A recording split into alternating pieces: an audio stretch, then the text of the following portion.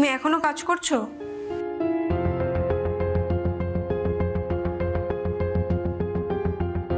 কি গো, যেটা জিজ্ঞাসা করলাম উত্তর দিলে না তো? কি জিজ্ঞেস করলে?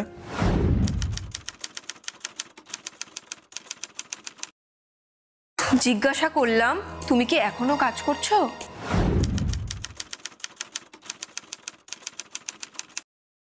দেখতে পাচ্ছ যখন জিজ্ঞেস করছো কেন? হ্যাঁ, সে তো দেখতেই পাচ্ছি, সাথে গত কয়েক মাস ধরে আরো অনেক কিছু দেখতে পাচ্ছি। কি দেখতে পাচ্ছ? দেখতে পাচ্ছি যে তুমি আমাকে অ্যাভয়েড করছো। তোমার মনে বোধহয় আমাকে নিয়ে নতুন কোনো ধারণা তৈরি হয়েছে। ওগুলো তোমার মনের ভুল। আমার নাকি তোমার? একটু ভেবে বলো তো, আমাকে নিয়ে তোমার মধ্যে কোনো মনের ভুল তৈরি হয়নি তো? কেন? তুমি কিছু করেছো যে তোমার প্রতি আমার মনের ভুল তৈরি হবে? সেটাই তো আমার প্রশ্ন। বলো না, কি করেছি আমি? তুমি কেন আমাকে অ্যাভয়েড করো? কেন তুমি আমার সাথে আর আগের মতো কথা বলো না? আমার চোখের দিকে তাকিয়ে কথা বলো প্লিজ। তাকালা, বলো। বলো না গো, তুমি কেন আমাকে অ্যাভয়েড করো?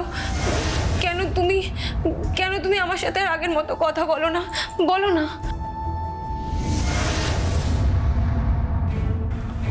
এটা কবে কিনলে? এইটা তো ওই 2-3 দিন আগে।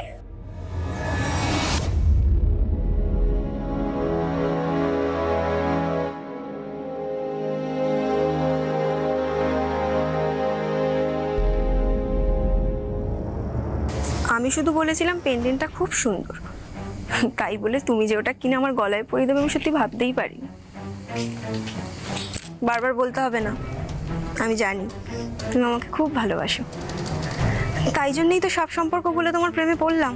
দূর, ও কি করে জানবে? ও দেখেছে নাকি? যাকে ছাড়ো না সব কথা।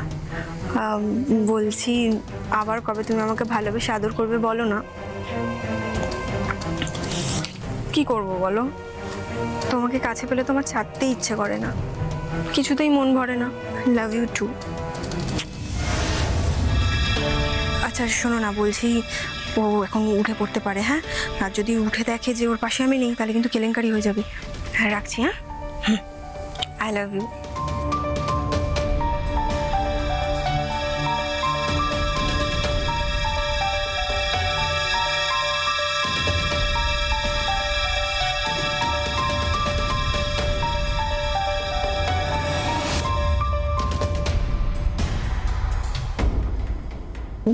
কি হলো? কি ভাবছো? না, কিছু না। দেখছি পেন্ডেন্টটা সুন্দর হয়েছে। এসব কথা ছাড়ো না গো, বলো না। তুমি আমার প্রশ্নের উত্তর দাও না। তুমি আমাকে কেন অ্যাভয়েড করো? তুমি কেন আমার সাথে আর কথা বলো না? দূর, ওসব কিছু না। যাক, তুমি শুয়ে পড়ো, বাইরে থেকে একটা সিগারেট খেয়ে আসছি।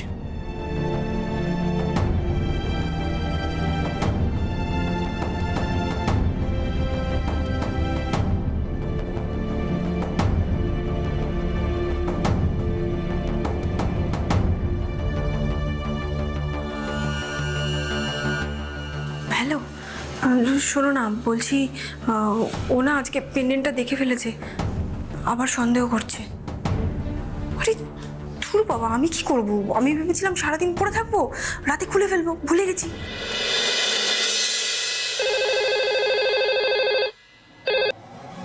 হ্যালো, কোন্নগর থানা।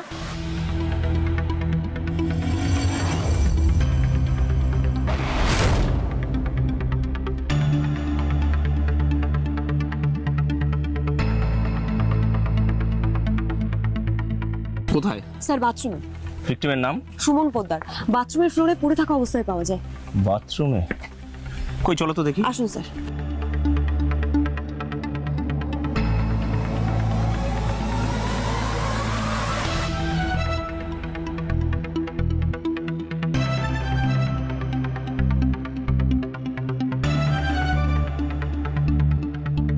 আমাদের কে ফোন করেছিল? এলাকার এক লোকাল ডাক্তার, ডক্টর বিশ্বাস। চলো ওনার সাথে একবার কথা বলি। চলুন স্যার।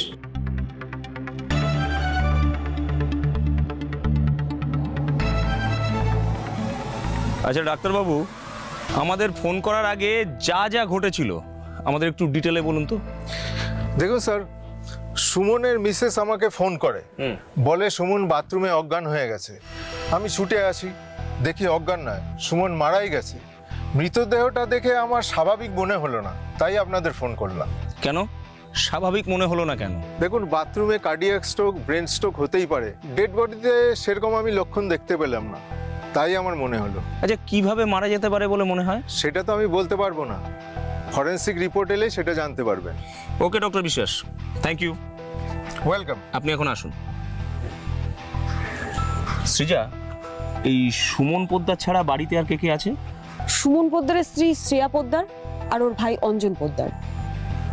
ওর স্ত্রীর সঙ্গে কথা বলা একবার খুব দরকার। নমস্কার, আমি কোন্নগর থানার ওসি দেবরাজ মাইতি। আজ আপনাদের একটা ঘটনা দেখাতে চলেছি। এটা ঘটনা নাকি দুর্ঘটনা, দুর্ঘটনা নাকি আত্মহত্যা, আত্মহত্যা নাকি খুন, সেই সিদ্ধান্তে উপনীত হতে আমাদের অনেকখানি সময় লেগেছিল। তারপর পরতে পরতে জিজ্ঞাসাবাদ তদন্ত করে আমরা উপনীত হই এক ভয়ঙ্কর সত্যের মুখে, যে সত্যের সাথে মিশে রয়েছে সন্দেহ, বিশ্বাসঘাতকতা, অজাচার আর ফাঁদ। শুধু ফাঁদ নয়, ফাঁদের ওপরে ফাঁদ। দেখুন, আমরা জানতে পেরেছি যে ভিকটিমের দেহ আপনি প্রথম দেখেছেন। হ্যাঁ। আপনি কি দেখলেন, কিভাবে দেখলেন, যদি একটু ডিটেলে বলেন। স্যার, সুমন রোজ ওই 9টা নাগাদ বাড়ি থেকে বেরোয় অফিসের জন্য, তাই 8:20 থেকে 25 নাগাদ ও স্নানে যায়, আর 8:45 নাগাদ টিফিন খেতে আসে। আজকে 9:15 বেজে গেছে, তাও কেন বাথরুম থেকে বেরোচ্ছে না দেখার জন্য আমি বাথরুমে গেলাম। দরজা যেই ধাক্কা দিলাম, দেখলাম দরজা খুলে গেল, মানে দরজাটা ভেতর থেকে ভেজানো ছিল। আমি ঢুকে দেখলাম ও মাটিতে পড়ে আছে। আমি ওকে কত ধাক্কা দিলাম, ডাকলাম, কিন্তু উঠলো না স্যার। তারপর আমি ছুটে অঞ্জনকে ডাকতে গেলাম, ও ঘুমোচ্ছিল, একটু করে দরজা খুললো। ও বাথরুমে ছুটে এসে দাদাকে কত ধাক্কা দিল, চোখে মুখে জল ছেটালো, কিন্তু উঠলো না, আর উঠলো না। অঞ্জন বলতে আপনার দেওর? হ্যাঁ। ডাক্তার বিশ্বাসকে কে ফোন করেছিল? আমি স্যার। কি বললেন উনি? উনি এসে দেখে বললেন সুমন আর নেই।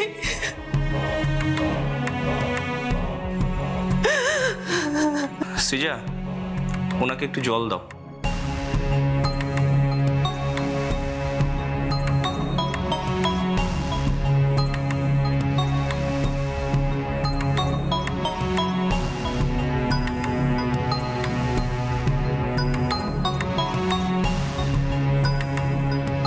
ডাক্তার বিশ্বাসের সঙ্গে আমাদের কথা হয়েছে। ওনার মতে সুমনবাবু মৃত্যুটা স্বাভাবিক নয়। উনি ডাক্তার, উনি যেটা বুঝেছেন বলেছেন। ডাক্তারের ধারণা যদি সত্যি হয়, তাহলে যদি ধরে নেওয়া যায় সুমনবাবু আত্মহত্যা করেছেন, কিংবা এটা একটা দুর্ঘটনা, কিংবা এটা খুন, তাহলে আত্মহত্যা করে থাকলে তার তো একটা কারণ থাকবে। কোনো কারণ বলতে পারবেন? না স্যার, সেরকম তো কোনো কারণ বলতে পারবো না।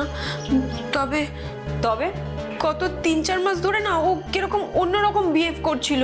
আমার সাথেও খুব বেশি কথা বলতো না, মানে কেমন যেন সন্দেহবাতিক হয়ে উঠেছিল। মুখে কিছু বলতো না, কিন্তু আমি হাবভাবে বুঝতে পারতাম। মনে হয় আমাকে বোধহয় সন্দেহ করছে। কিরকম সন্দেহ? জানি না স্যার, বোধহয় ও ভাবতো আমার অন্য কারোর সাথে অবৈধ সম্পর্ক আছে। উনি আপনাকে সন্দেহ করতেন, আপনি বুঝলেন কি করে? টুকটাক অনেক কিছু কারণে। যেমন ধরুন, একদিন এই বেডরুমে বসেই ও ল্যাপটপে কাজ করছিল, আর আমি রান্নাঘরে ছিলাম। আমার মোবাইলটা এই ঘরেই ছিল। মোবাইলটা নেব বলে যেই আমি ঘরে ঢুকলাম, তখন দেখি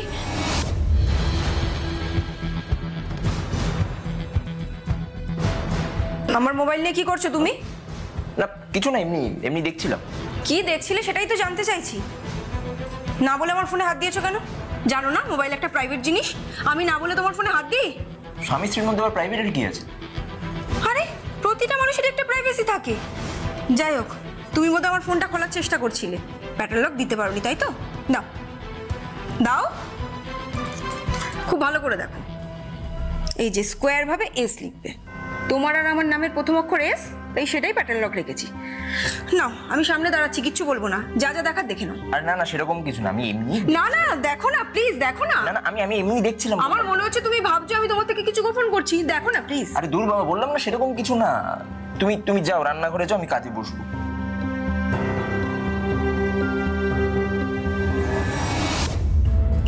বুঝলাম।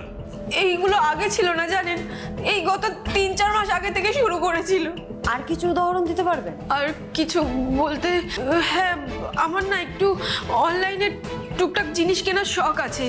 আগে আমি কি কিনলাম না কিনলাম সেই নিয়েও বেশি মাথা ঘামাতো না, কোনো প্রশ্নই করতো না। কিন্তু এই 3-4 মাস ধরে ঘরে যখনই নতুন কিছু দেখতো অনেক প্রশ্ন করতো। এই যেমন ধরুন কোনো নতুন শাড়ি বা চুড়িদার পিস বা ধরুন কোনো শো পিস। এই তো কালকেই মানে রাত্রেবেলা আমার গলায় একটা নতুন পেন্ডেন্ট দেখলো, বললো এটা কবে কিনেছি, বললাম 2-3 দিন আগে। ব্যাস কি সব যেন আকাশ পাতাল ভাবতে শুরু করে দিল। উনি যদি আত্মহত্যা না করে থাকেন আর নিছক দুর্ঘটনাও না হয়, তাহলে বাকি থাকে শুধু খুন। খুন? খুন স্যার? ওকে কে খুন করবে স্যার, আর কেনই বা করবে? তাছাড়া বাড়িতে ও বাদে আমি আর অঞ্জন। অঞ্জন ওর দাদাকে খুব ভালোবাসে স্যার, আর ওর দাদাও অঞ্জনকে খুব ভালোবাসতো। এই বাড়িতে বাইরের কারোর যাতায়াত আছে? বাইরের কারোর বলতে? এই যেমন পেপারওয়ালা, দুধওয়ালা, কাজের লোক। না, আমরা পেপার আর দুধ নিই না ম্যাডাম, আর বাড়ির কাজ আমি সব একাই করি। বেশ, ম্যাডাম আপনার নাম্বারটা আমাদের একটু দিয়ে রাখুন। সিজা, ম্যাডামের নাম্বারটা নিয়ে নাও। বলুন।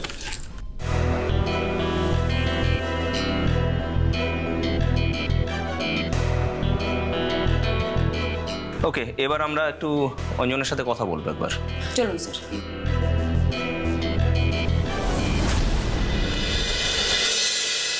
অঞ্জন, আপনি কি করেন? আমি কলেজ স্টুডেন্ট ম্যাডাম, 3rd ইয়ার। দাদা বৌদির সঙ্গে আপনার কিরকম সম্পর্ক?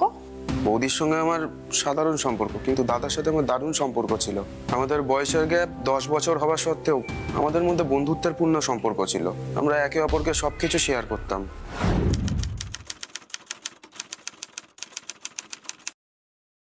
সবকিছু বলতে? সবকিছু মানে ওই ধরুন কোনো ওটিটিতে নতুন সিরিজ দেখলাম, সেটা নিয়ে আলোচনা করতাম। দেশে বা রাজ্যে কোনো রাজনৈতিক ঘটনা ঘটলো, সেটা নিয়ে খোলাখুলি ডিসকাস করতাম। আপনারা সকালে যে লোকাল ডাক্তারকে ফোন করেছিলেন, হ্যাঁ, ডাক্তার বিশ্বাস, ওনার মতে সুমন বাবু মানে আপনার দাদার মৃত্যুটা স্বাভাবিক নয়। হ্যাঁ আমাদেরও তো সেই কথাই বলেছেন। তারপরে আপনাদের থানায় ফোন করলেন। আচ্ছা, অস্বাভাবিক মৃত্যু মানে কি হয়েছে স্যার? সেটাই তো আমাদের প্রশ্ন আপনাকে। আমি কি করে জানবো ম্যাডাম? সুমন বাবু ছাড়া বাড়িতে দুটো লোক, দুম করে একটা লোক মারা গেল, কেউ কিচ্ছু জানে না। ইয়ার কি মারছেন? আমি কিছু জানি না ম্যাডাম। আমি জানলে কেন বলবো না? আমাদের সন্দেহ সুমন বাবু খুন হয়েছেন, আর খুনটা করেছেন আপনি আর আপনার বৌদি দুজনে মিলে। সন্দেহের বসে কিসব কথা বলছেন ম্যাডাম? আমি আমার দাদাকে খুন করবো? আমি যে আমাকে খাওয়াতো, পড়াতো, আমাকে জীবনের চেয়ে অনেক বেশি ভালোবাসতো, তাকে আমি খুন করব? আর আমি কার সাথে মিলে খুন করব? আমার বৌদির সাথে? পৃথিবীর কেউ বিশ্বাস করবে না ম্যাডাম। কেন? আপনার বৌদির সাথে আপনার সম্পর্ক খারাপ? খারাপ ভালো কিছুই না। আমি জানি আমার দাদার একজন বউ আছে যার নাম শ্রেয়া পোদ্দার, আর বৌদি জানে যে দাদার একজন ভাই আছে যার নাম অঞ্জন পোদ্দার। ব্যাস। আপনার বৌদির কি অন্য কোনো সম্পর্ক আছে, মানে পরকীয়া? আমার তো সেরকম কিছু মনে হয় না। আপনার বৌদি আমাদের বলেছেন যে আপনার দাদা আপনার বৌদিকে সন্দেহ করতো। হ্যাঁ আমি জানি সেটা। জানি মানে? আমাদের একটু ডিটেলে বলুন। 4-5 মাস আগে বৌদি তখন রান্নাঘরে রান্না করছিল, দাদা আমার ঘরে এলো। কিরে, কোনো দরকারি কাজ করছিস? সেরকম কিছু না দাদা, এই একটু মোবাইল ঘাঁটছিলাম। ও শোনা, তোর সাথে আমার একটা কথা ছিল। হ্যাঁ বলো না। মানে কি করে যে বলি, এতটা খারাপ লাগছে আমার। তোমার সঙ্গে কি আমার সেরকম সম্পর্ক দাদা যে আমার সাথে কিছু আলোচনা করতে গেলে এত ভাববে? না তা নয়, ঠিক মানে বুঝলি, আমার মনে না একটা সন্দেহ তৈরি হয়েছে। আমি বুঝতে পারছি না সেটা সত্যি কিনা। সন্দেহ? কি সন্দেহ? জানিস, আমার মনে হচ্ছে তোর বৌদি বোধহয় অন্য কারোর সঙ্গে প্রেম টেম করছে। মানে কি বলছো তুমি? না না সত্যি, সারাক্ষণ কেমন একটা ভাবনার মধ্যে থাকে, একবারে ডাকলে শুনতে পারে না, তারপরে নিজের মনেই হঠাৎ হঠাৎ হেসে ফেলে। দূর, সেসব তো আমাদের সবার হয়। তুই যা বলছিস সেটা ভুল নয়, কিন্তু আমার মন থেকে কিছুতেই সন্দেহটা যাচ্ছে না। আমি ওর স্বামী তো, আমি সবটা টের পাই। তোর বিয়ে হলে বুঝবি, স্বামী স্ত্রী অনেক কিছু একে অপরের টের পায়।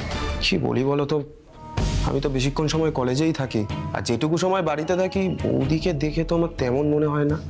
হুম। কি হুম? না, তুই হয়তো ঠিকই বলছিস, সবটাই আমারই সন্দেহ। তুমি একটা কাজ করো দাদা, তুমি বৌদির একটু খেয়াল রাখো, যতটা সম্ভব আমিও রাখছি। দাদা আসলে বৌদিকে খুব ভালোবাসতো। আমার মনে হয়েছিল অতিরিক্ত ভালোবাসার জন্য হয়তো দাদার মনে সন্দেহ তৈরি হয়। তারপর কিছুদিন পরে আবার দাদা ঘরে এলো। কিরে, পড়াশোনা কেমন চলছে? ভালোই, ভাবছি গ্র্যাজুয়েশনটা শেষ হলে একটা চাকরির চেষ্টা করব। না না, তাড়াহুড়ো করবার কোনো দরকার নেই। ভালো করে প্রিপারেশন নিয়ে তারপর সরকারি চাকরির পরীক্ষা দিবি, নইলে আমার মতো অবস্থা হবে। প্রাইভেট কোম্পানিতে চাকরি করবি, তোকে বলদের মতো খাটাবে, বউকেও সময় দিতে পারবি না, আর বউ অন্য কারোর সঙ্গে প্রেম করবে। দাদা তুমি কি সব যাতা বলছো বলো তো? যাতা নয় রে, তোর বৌদি অন্য কারোর সঙ্গে প্রেম করছে, আমি শিওর। মানে তুমি শিওর হলে কি করে? আমি যখন শুয়ে পড়ি তখন তোর বৌদি ফোনে লুকিয়ে লুকিয়ে কারোর সঙ্গে কথা বলে। একদিন কারোকে হয়তো ফোন করেছে, তার জন্য তুমি? একদিন নয়, রোজই হয় এমনটা। আমি যখন শুয়ে পড়ি তখন ও আমায় লুকিয়ে লুকিয়ে দেখে, আমার চোখ বোঝা দেখে ও ভাবে আমি ঘুমিয়ে পড়েছি, তারপর ও ব্যালকনিতে গিয়ে ফোন করে। আচ্ছা, এমনি কোনো ফোনও তো হতে পারে। বৌদির ওই মাসি আছে না, সে হয়তো ফোন করে। মাসির সঙ্গে ফোনে কথা বলতে ব্যালকনিতে যাবে কেন? শুধু আমার সামনেই ধরতে পারে। আমি কি বুঝি না প্রেমিকের ফোন আর মাসির ফোনের পার্থক্য? তুমি একটা কাজ করো, একদিন লুকিয়ে ওই ফোন নাম্বারটা তুমি চেক করো। আমি দুদিন চেক করেছি, কথা বলেই নাম্বারটা ডিলিট করে দেয়। তাছাড়া বোধহয় বুঝে গেছে আমি ফোনটা চেক করি। তাহলে কি করা যায়? দিনে দিনে দাদা অস্বাভাবিকভাবে সন্দেহবাতিক হয়ে উঠলো। হয়তো সত্যিই কিছু টের পেয়েছিল। তারপর দাদা আমাকে বলতো যে একটু খোঁজ খবর নিতে। আমি খোঁজ খবর নেওয়াও শুরু করেছিলাম। দাদা বলতো দাদা আর আমি বাড়ি থেকে বেরিয়ে গেলে নাকি বৌদি বেরোতো। আমি 2-3 দিন কলেজ বাঙ্ক করেও ফলো করেছিলাম। হ্যাঁ, বৌদিকে আমি বেরোতেও দেখেছি। আসলে আমার বৌদির কেনাকাটা স্বভাব ছিল। সত্যি কথা বলতে কেনাকাটা ছাড়া আর সেরকম কিছু দেখিনি। দাদা মাঝে মাঝে বলতো বৌদি নাকি রাতে ঘুমিয়ে প্রেমিকের কথা ভেবে কি সব বিড়বিড় করতো। কি বলতো?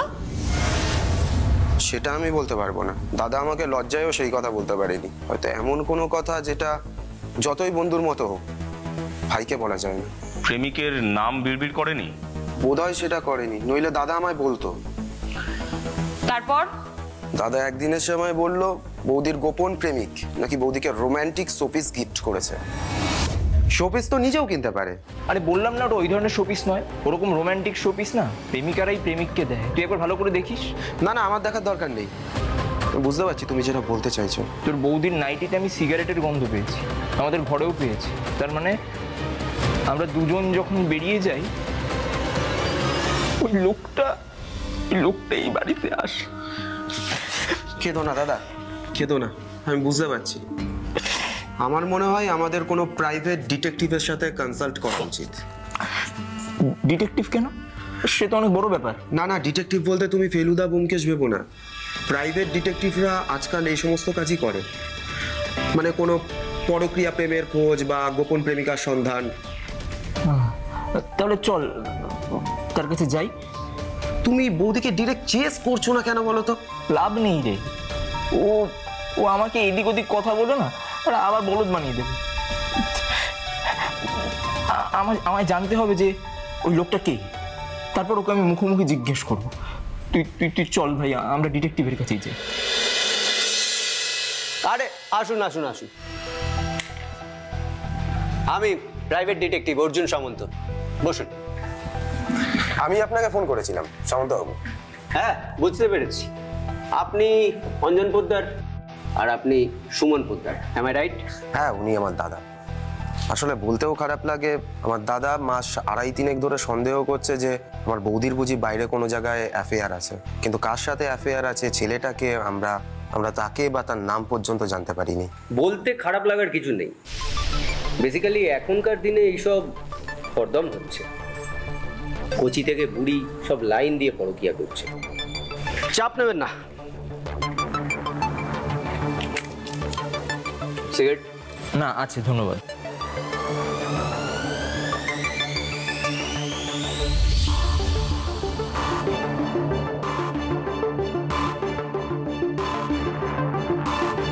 চিন্তা করবেন না, আমি 1 সপ্তাহের মধ্যে সমস্ত কিছু বের করে দেবো।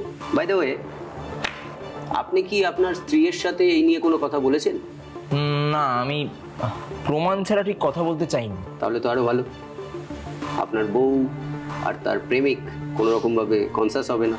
এনিওয়ে, আমার ওয়েব নাম্বারে আপনার স্ত্রীর 4 কপি ছবি পাঠিয়ে দেবেন, কেমন? আর আপনার বাড়ির অ্যাড্রেস। আচ্ছা, আপনার যেটা কল নাম্বার আছে ওটাই কি আপনার ওয়াপ নাম্বার? একটাই। বাই দ্য ওয়ে, আপনারা দুজন বাড়ি থেকে কখন বেরোন আর কখন বাড়িতে ঢোকেন একটু বলুন তো। আমি ওই কলেজে যাই সকাল 11টা নাগাদ, আর বাড়ি ফিরি বিকেল 5টা 5:30 নাগাদ। আর দাদা বাড়ি থেকে বেরোয় ওই সকাল 9টা নাগাদ, আর বাড়ি ফেরে রাত 8:30 9টা নাগাদ। 8:30 9টা। আচ্ছা, আপনার ফিসটা কত? মোট 10,000। 5,000 অ্যাডভান্স, বাকি 5,000 কাজ হয়ে যাওয়ার পরে। আর একটা কথা, যদি কাজ না হয় তাহলে কিন্তু 100% ফেরত। আচ্ছা, আমার ওই একই নাম্বারে ইউপিআই আছে, আপনি চাইলে অনলাইনে পেমেন্টটা করে দিতে পারেন। হ্যাঁ, আমি এক্ষুনি করে দিচ্ছি।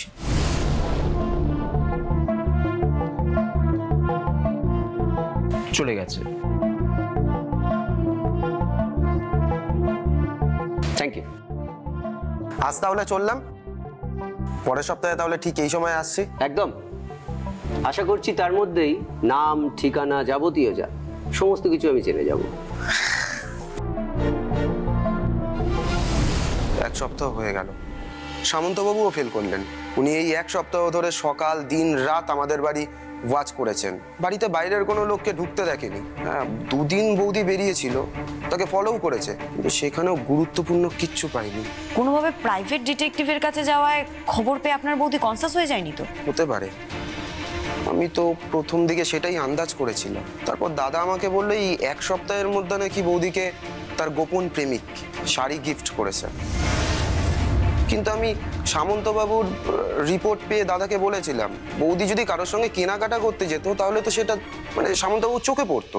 কিন্তু দাদা শিওর ছিল বৌদির ওই গোপন প্রেমিকই নাকি বৌদিকে শাড়ি কিনে দিয়েছে। আর শাড়ির ওই দোকানটাও চেনাশোনা, অনলাইনের নয়। আর সেই দেখেই আমার মনে হয়েছিল যে দাদা সন্দেহবাদী রোগে ভুগছে। আপনার কি মনে হয় সেই রোগের শিকার হয়ে আপনার দাদা সুইসাইড করেছে? হতে পারে, আমি জানি না। আমি শুধু এটুকু জানি যে আমার দাদা আর নেই। তাহলে কি সন্দেহবাদী রোগ থেকেই সুমন পোদ্দার আত্মহত্যা করলেন? আর খুন হলে কে করলো খুন? আমরা আমাদের সাসপেক্ট লিস্ট থেকে কোনোভাবেই শ্রেয়া পোদ্দার আর অঞ্জন পোদ্দারের নাম বাদ দিইনি। এরপর একই সাথে এলো ফরেনসিক রিপোর্ট আর 3 জনের call list. Sir, forensic report আর কল লিস্ট এসে গেছে। হ্যাঁ হ্যাঁ, ঠিক আছে, আপনি পাঠিয়ে দিন, আমি দেখে নিচ্ছি। ওকে, ফরেনসিক রিপোর্টটা আগে দাও।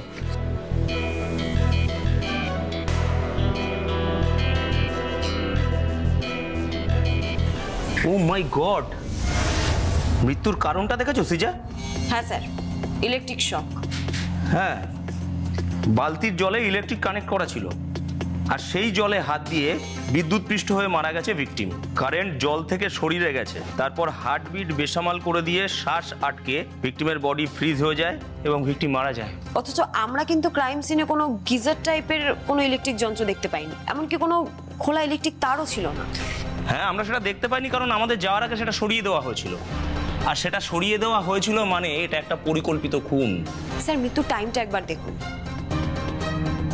ফরেনসিক রিপোর্ট অনুসারে ভিকটিমের মৃত্যুর সময় সকাল 7:12। অথচ ভিকটিমের স্ত্রী শ্রেয়া পোদ্দার আমাদের বলেছিল সুমন রোজ ওই 9টা নাগাদ বাড়ি থেকে বেরোয় অফিসের জন্য, তাই 8:20 থেকে 25 নাগাদ ও স্নানে যায়, আর 8:45 নাগাদ টিফিন খেতে আসে। তার মানে শ্রেয়া মিথ্যা কথা বলেছে, আর এটা ধরে নেওয়া যায় যে একটা মিথ্যা কথা বলেছে সে অনেকগুলো মিথ্যা কথা বলেছে। ওই শ্রেয়ার আরো অনেক গল্প আছে, আপনি কল লিস্টটা একবার দেখুন।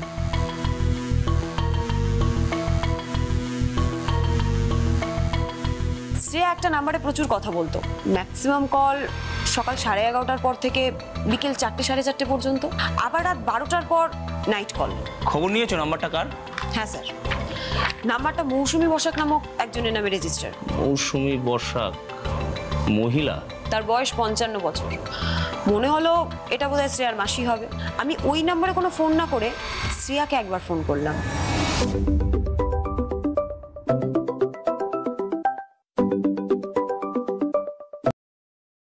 হ্যালো, আমি কোন্নগর থানার এসআই বলছি। হ্যাঁ ম্যাডাম বলুন। কয়েকটি ইনফরমেশন ল্যাক করে গেছি। প্লিজ একটু দিতে পারবেন? হ্যাঁ হ্যাঁ বলুন না। আপনার শ্বশুর শাশুড়ি কেউ কি বেঁচে আছে? না ম্যাডাম, আপনার বাবা মা? ওরাও কেউ নেই। আচ্ছা, আপনার বা আপনি স্বামীর তরফের কারোর নাম বলতে পারবেন যারা গার্জিয়ান স্থানীয়? না ম্যাডাম, সেরকম তো কারো কথা মাথায় আসছে না। আপনার মাসি তো বেঁচে আছে শুনেছি। ও হ্যাঁ ম্যাডাম, সরি, আসলে হঠাৎ করে না ওইভাবে মাথায় আসেনি। তার নাম? মৌসুমী বসাক। বলছি ম্যাডাম, আপনারা কি মাসিকে ফোন করবেন? মানে আসলে মাসি আবার আননোন নাম্বার দেখলে ফোন ধরেন না, তো তাই জিজ্ঞাসা করছিলাম। তাহলে আমি মাসিকে বলে রাখবো আর কি। না না, কোনো ফোন করা হবে না। আসলে লেট সুমন পোদ্দারের কিছু ডকুমেন্টেশনের জন্য দরকার ছিল। Thank you. ওয়েলকাম। আমি কনফার্ম হয়ে নিলাম ওটা মাসির নাম্বার। বেশ। সারাদিন কথা বলার পর আবার রাত 12টার পর থেকে রাত 3টে 3:30 অবধি ফোন, তাও আবার মাসির সাথে। মাসির সাথে এত কথা কিসের বলুন তো? বুঝলাম কোনো ঝোল তো আছে। টেকনিক্যাল টিমের সাহায্যে ওর মাসির নাম ও ঠিকানা নিয়ে নিলাম। তারপর ওনার মাসির ঠিকানা মিউনিসিপ্যাল কর্পোরেশন থেকে জানলাম মাসি 2 বছর আগে মারা গেছে। হ্যাঁ, বলো কি? আমি শিওর ওর মাসির নামের কোনো সিম ওর কোনো গোপন প্রেমিককে দেওয়া আছে, আর তাতেই ওদের ফোনাফোনি চলে। Very good job Srija. আমি শুধু ভাবছি এই শ্রেয়া পোদ্দার নামক মহিলাটির কথা। কি ডেঞ্জারাস মহিলা। হ্যাঁ স্যার। তুমি যে ওনাকে ঘোল খাইছো সেটা বুঝতে কিন্তু ওনার বেশি সময় লাগবে না। ইমিডিয়েট তুলে আনো। Okay sir.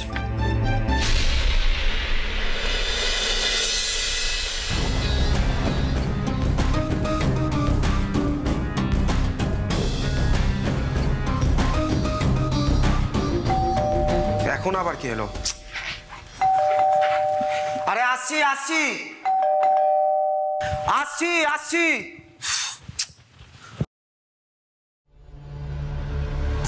এ কি কি ব্যাপার ম্যাডাম, কি হয়েছে? আপনার বৌদি কোথায়? বৌদি বোধহয় নিজের ঘরে আছে। কি হয়েছে ম্যাডাম? এই নিয়ে চলো একে। নিয়ে চলো মানে? ম্যাডাম আমরা তো ঘরে বসেই কথা। অঞ্জন ম্যাডাম শুনুন ম্যাডাম আমার কথা। ম্যাডাম, আমার বৌদিকে কোথায় নিয়ে যাচ্ছেন? ম্যাডাম আমাকে কেন নিয়ে যাচ্ছেন? ম্যাডাম ঘরে বসেও তো কথা বলেছে তো। ম্যাডাম আমি কি করেছি? বিশ্বাস করুন আমি কিছু করিনি ম্যাডাম, ঘরে বসে। ছাড়ুন না, ছাড়ুন না ম্যাডাম। তুই আগে থানায় চল, তুই কি করেছিস আর না করেছিস সেটা তুই নিজের মুখেই বলবি। চল ম্যাডাম নিয়ে যাও। ম্যাডাম আমি কিছু করিনি ম্যাডাম। ম্যাডাম বিশ্বাস করুন। আরে ম্যাডাম, ম্যাডাম আমি কিছু করিনি, বিশ্বাস করুন ম্যাডাম। ম্যাডাম আমার কথাটা একবার শুনুন ম্যাডাম। ম্যাডাম। বিষ্ণু আর শ্যামল, তোমরা এখানেই দাঁড়াবে, কোথাও যাবে না। কাউকে বাইরে থেকে ঢুকতে দেখলে আর কাউকে পালাতে দেখলে সঙ্গে সঙ্গে থানায় ফোন করবে। শ্রেয়া পোদ্দারের বলা মিথ্যেগুলো বারবার প্রমাণ করছিল সুমন পোদ্দার সত্যি বলছিলেন। তার কোনো সন্দেহবাতিক রোগ ছিল না। তিনি টের পেয়েছিলেন তার স্ত্রীর একজন গোপন প্রেমিক রয়েছে যাকে তিনি চিনে যেতে পারেননি। আমাদের উপর গুরু দায়িত্ব চলে এলো তাকে চিনে নেওয়ার এবং আদালতকে চিনিয়ে দেওয়ার। ম্যাডাম লাগছে ম্যাডাম। দাঁড়াও শিবানী, ওকে ভুল জায়গায় মারছো। ও প্রচন্ড চালাক, ও সত্যি কথাকে সাজিয়ে মিথ্যে কথা বলতে পারে। রে সব বলবি? হ্যাঁ বলবি? সব সত্যি কথা বলবি? ম্যাডাম লাগছে। হ্যাঁ বলবো বলবো, সব সত্যি বলবো। সত্যি বলবি? হ্যাঁ সব সত্যি বলবো। তাহলে বল, তোর গোপন প্রেমিকের নাম কি? কি রে বল।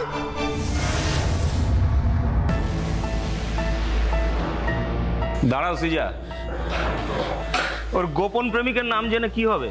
তাকে যখন চাক্ষুষ দেখার সুযোগ রয়েছে।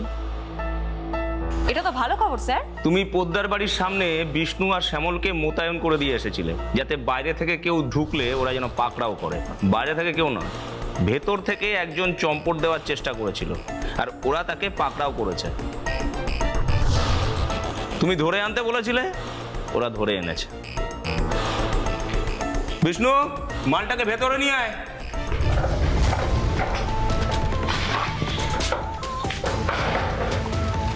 এসো বাবা, যুগল মূর্তি পাশাপাশি বসো। তোমাদের লাভ স্টোরিটা শোনা যাক। নে এবার গল্পটা শুরু কর। সুমন সারাদিন ওর কাজ নিয়ে ব্যস্ত থাকতো, আর সেই জন্য আপনাকে সময় দিতে পারতো না, তাই তো? হ্যাঁ। সিজা, আজকাল এই লাইন দুটো খুব কমন হয়ে গেছে। হয় বড় ভালো ইনকাম করতো না, না হলে ইনকাম করতে গিয়ে বাড়িতে সময় দিতে পারতো না, আর তাই পরকিয়া করেছি। এই বর নামক ব্যক্তিটা কি করবে বলুন তো স্যার? কোন দিকে যাবে? বরকে আজকাল সুপারম্যান হতে হবে, কাজের জায়গা ফুল টাইম দিতে হবে, বউকেও ফুল টাইম দিতে হবে। যাকে অত জাজমেন্টাল হয়ে লাভ নেই, গল্পটা শোনা যায়। আমার একাকিত্বের সময় আমার পাশে এসে দাঁড়ালো অঞ্জন। কি গো বৌদি, মনমরা হয়ে বসে আছো কেন? মন তো কবেই মরে গেছে, মন মরা হয়ে বসে থাকবো না তো কি করবো বলো? হেয়ালি করো না তো, কি হয়েছে বলো। সেরকম কিছুই নয়। তোমার দাদা সেই সকালে কাজে বেরিয়ে যায়, রাতে বাড়ি ফিরেই আবার ল্যাপটপ নিয়ে কাজ করতে শুরু করে দেয়, তারপরে ক্লান্ত হয়ে ঘুমিয়ে পড়ে আবার সকালে উঠে কাজে বেরিয়ে যায়। আমার জন্য ওর এতটুকু সময় নেই অঞ্জন। আমি আর একা একা থাকতে পারছি না। কেঁদো না বৌদি, দেখো দাদা তো তোমাকে ভালোবাসে, তোমাকে ছাড়া অন্য কোনো মেয়েকে তো আর ভালোবাসে না। একটা মেয়ের কত স্বপ্ন থাকে জানো অঞ্জন? একটা মেয়ে কি কি চায় জানো? সে চায় তার স্বামী তার সাথে দুটো কথা বলুক, দুটো গল্প করুক, তার সাথে একটু সময় কাটাক, তাকে ঘুরতে নিয়ে যাবে, তাকে একটু সময় দেবে। আর তোমার দাদা আমাকে সময় দেওয়া তো দূরের কথা, দিন শেষে আমি কিরকম আছি এটুকুও জিজ্ঞাসা করে না, আমার একটু কাছেও আসে না। যাকে ছাড়ো, তুমি বুঝবে না, এখন অনেক ছোট তুমি। ছোট হলেও ততটাও ছোট নয়, এইটুকু বুঝি যে তুমি এখন ভীষণ একাকিত্বে ভুগছো, তোমার একজন বন্ধুর দরকার। বন্ধু তো দূরের কথা, আমার তো এরকম একজন মানুষও নেই যাকে আমি নিজের মনের কথাগুলো খুলে বলতে পারবো। কেউ নেই গো আমার, কেউ না। কেঁদো না বৌদি, প্লিজ কেঁদো না। আচ্ছা, আজ থেকে আমি তোমার বন্ধু হলাম, আজ থেকে তুমি আমার সাথে গল্প করবে, আমাকে মনের কথা বলবে।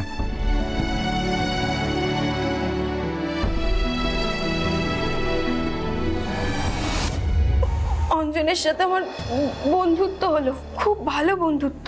ও আমার সব কথা শুনতো, আমার সাথে হাসতো, আমার সাথে কাঁদতো, আমার টুকিটাকি সব প্রয়োজনও মনে রাখতো, আমাকে বেড়াতে নিয়ে যেত, আমাকে সিনেমা দেখতে নিয়ে যেত, আমার সাথে কেনাকাটি করতে যেত।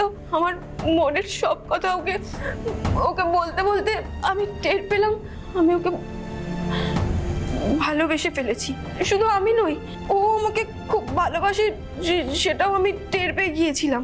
বন্ধুত্বের সম্পর্কের সব সীমা পেরিয়ে আমাদের মধ্যে প্রেমের সম্পর্ক হয়ে গেল, আর সেটা থেকে সব রকম সম্পর্ক তৈরি হতে বেশি সময় লাগলো না।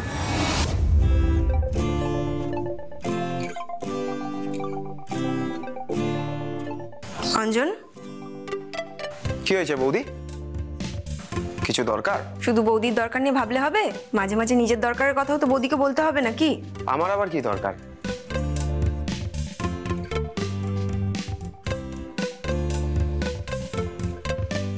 ঘরটার কি অবস্থা করে রেখেছো?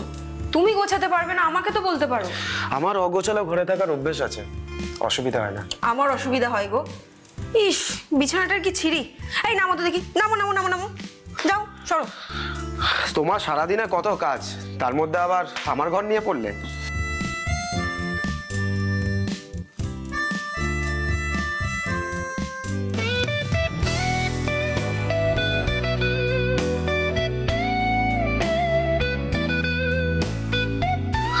কি অঞ্জন, ওই দেখো, বলো।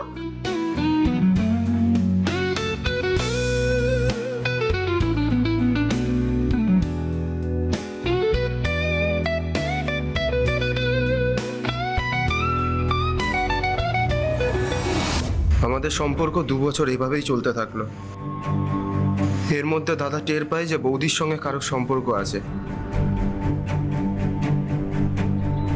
কিন্তু সেটা যে আমি, সেটা দাদা আন্দাজ করতে পারেনি। ইনফ্যাক্ট স্বপ্নেও কল্পনা করতে পারেন।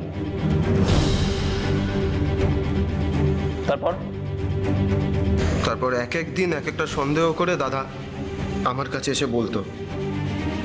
সন্দেহ না, বল সত্যি ঘটনাটা বুঝতে পেরে তোকে বলতো। হ্যাঁ তাই, আর আমি সেই কথাগুলো বৌদিকে বলতাম। কি বলছিল?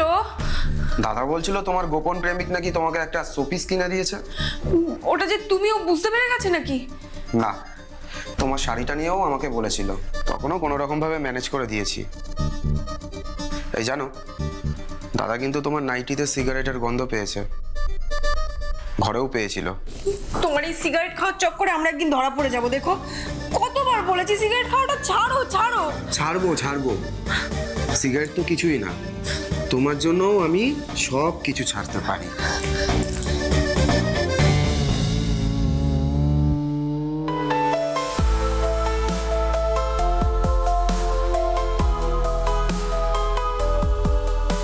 আমি কিন্তু তোমাকে ছেড়ে থাকতে পারবো না।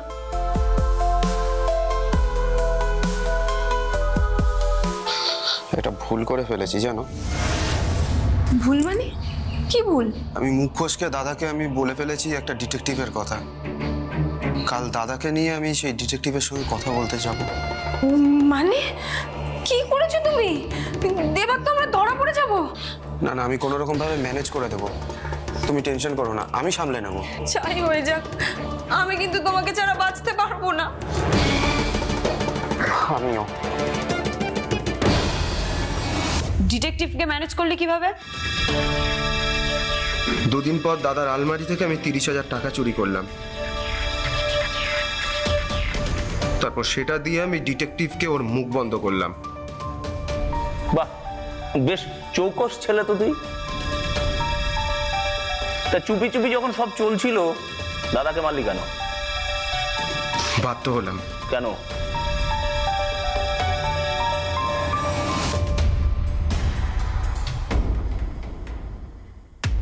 এটা রাখ। এটা কি? না রে কি বাস, না বাজে কি বাঁশুরি। মানে আমি আর চাপ নিতে পারছি না ভাই, আর পারছি না।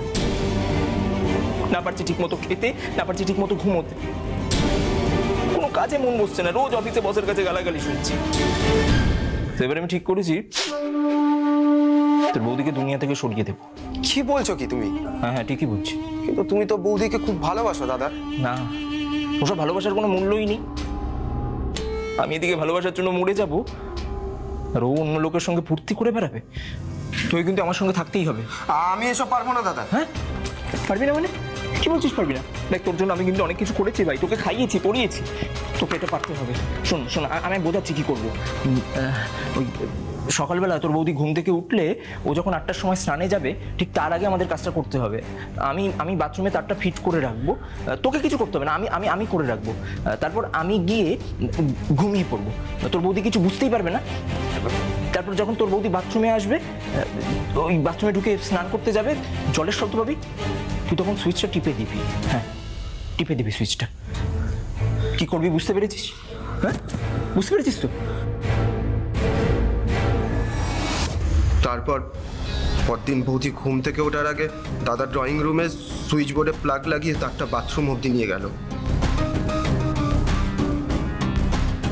তারের খোলা দিকটা বাথরুমের বালতিতে রাখলো। তারপর আমায় বলল, শোন এবার আমি বাথরুমে গিয়ে তারটা ফিট করে দিয়ে আসছি, ঠিক আছে? তারপরে আমি জলটা ভরে ঘরে চলে যাব, তুই এই জায়গাটাতেই থাকবি। তোর বৌদি যেই স্নানে যাবে তুই সঙ্গে সঙ্গে জল পড়ার শব্দ পেলেই সুইচটা টিপে দিবি, ঠিক আছে? বুঝে গেছিস? আমি কাজটা করে নিচ্ছি। হ্যাঁ ঠিক আছে।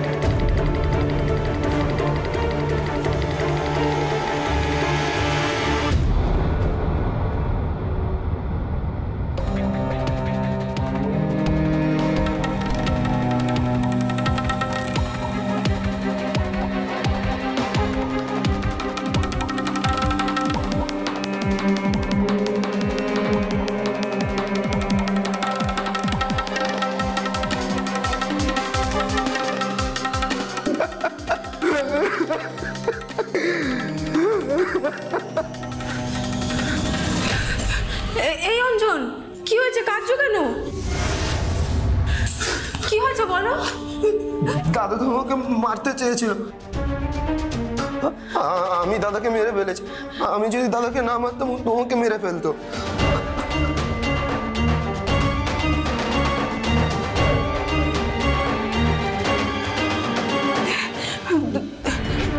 তারটাকে সরাতে হবে, নাহলে তো তুমি ভেসে যাবে।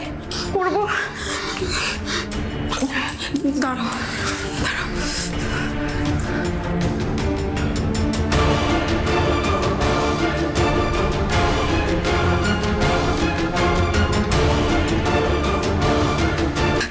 এটা ধরো, খুব মন দিয়ে শোনো। পুলিশ আসবে, তোমাকে অনেক প্রশ্ন করবে, আমাকে অনেক প্রশ্ন করবে। তুমি তোমার দাদা যা যা সন্দেহ আমাকে নিয়ে সব পুলিশকে বলবে। তাহলে পুলিশ ভাববে যে সন্দেহবাদ দিক থেকে তোমার দাদা সুইসাইড করে নিয়েছে। আর তার আগে আমি ডক্টর বিশ্বাসকে ফোন করছি। উনি যদি এসে নর্মাল ডেথের সার্টিফিকেট দিয়ে দেন তাহলে তো কোনো সমস্যাই থাকলো না। তুমি নাও, তুমি তারটা গোটাও, গুটিয়ে তুমি ঘরে চলে যাও। যাও।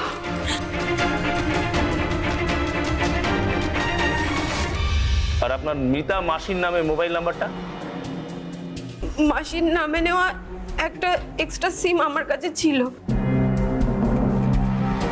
ওটা আমি ইউজ করতাম না, ওটাই আমি অঞ্জনকে দিয়েছিলাম। আর বলেছিলাম আমরা ওই সিম দিয়েই কথা বলবো। ওর দাদা যদি কোনোভাবে ট্র্যাকও করে তাহলে দেখবে আমি তো মাসির সাথে কথা বলছি। এবার মাসি বেঁচে আছে কি নেই অত কিছু দাদা দেখতো না। খুনের অপরাধে অঞ্জন আর খুনের তথ্য লুকানো এবং খুনের সাহায্য করার অপরাধে আপনাদের দুজনের শাস্তি হবে।